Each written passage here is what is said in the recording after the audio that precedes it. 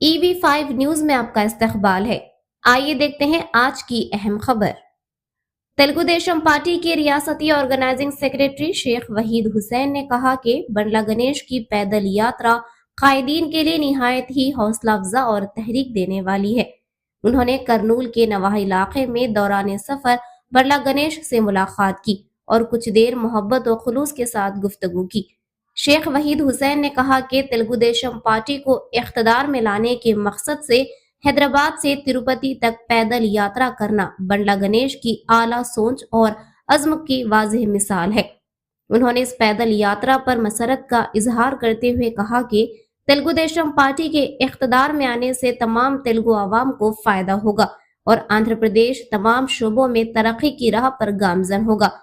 उन्होंने मजीद कहा कि रियासत की हमजहत तरक्की के पुख्ते अज़्म के साथ हैदराबाद से तिरुपति तक पैदल यात्रा करना काबिल सताइश अमल है। మా సీనియర్ నాయకులు మా బండా గణేష్ గారు ఈరోజు ఇంత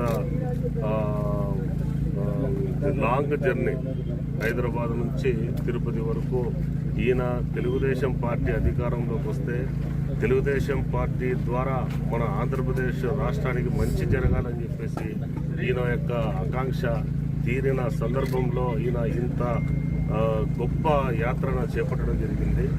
ఆయన ఎప్పుడూ సుఖంగా ఉండే వ్యక్తి ఏమో అని నేను అనుకుంటాను. కానీ ఈరోజు ఇంత గొప్ప సుదీర్ఘమైన యాత్రను ఆయన పాదయాత్ర చేయడం అనేది మాలాంటి నాయకులందరికీ కూడా ఒక స్ఫూర్తిదాయకం. తెలుగుదేశం పార్టీలో క్రమశిక్షణ నిబద్ధత ఉన్న నాయకులు ఉంటారు అని చెప్పేసి అందరికీ తెలిసిన విషయమే. కానీ ఈరోజు ఈయన చూసిన తర్వాత మేము ఇంకా చాలా ఎక్కువ పని చేయాలి, ఇంకా స్ఫూర్తిని పెంపొందించుకోవాలి అని చెప్పేసి నేను ఈరోజు ఈయన మా నాయకులు గారిని చూసిన తర్వాత నాకు అనిపిస్తూ ఉంది.